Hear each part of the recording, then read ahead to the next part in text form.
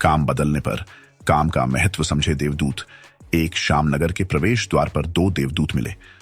परस्पर अभिवादन के बाद उनमें वार्तालाप का सिलसिला चल पड़ा। एक ने पूछा, आजकल तुम्हारे जिम्मे कौन सा कार्य है? दूसरे ने उत्तर दिया, मुझे एक महापापी मनुष्य का अभिभावक नियुक्त किया गया है। वह इस घाटी में रहता है और बड़ा ही दुराचारी है। यह कार्य अत्यंत कठिन है और मुझे इसे करने में परिश्रम करना पड़ता है। पहला बोला, यह तो साधारण सा कार्य है। मैं कई पवित्र लोगों से पाला पड़ चुका हूं, किंतु इस बार मुझे एक धर्मात्मा की देखरेख का काम दिया गया है, जो अत्यंत कठिन और साधना से भरा हुआ है। दूसरे ने कहा, भला पापात्मा के अभिभावक की अपेक्षा धर्मात्मा का कार्य कठिन कैसे हो सकता है? तुम घमंडी हो। पहला बोला, तुम्हारी इतनी हिम्मत कि मुझे अहंकारी कहो? अहंकारी तो तुम हो।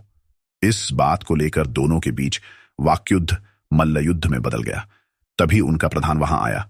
उसने दोनों को रोककर लड़ने का कारण पूछा तो अपने अपने कार्यों का महत्व प्रमाणित करना शुरू कर दिया। तब प्रधान ने कहा, मैं यह कहना नहीं चाहता कि तुम दोनों में से कौन अधिक प्रशंसा का पात्र है, किंतु चूंकि तुम दोनों एक दूसरे के कार्य की सराहना नहीं कर रहे तो परस्पर कार्य बदल लो। अब दोनों ने परस्पर कार्य बदले तो दोनों को एक दूसरे के कार्यों का महत्व का भान हुआ और दोनों के बीच श्रेष्ठता का विवाद शांत हो गया। शिक्षा।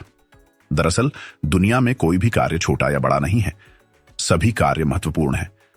इसीलिए कर्म की महत्ता समझिए, उसे उच्च या निम्न की श्रेणी में नहीं बांटिए।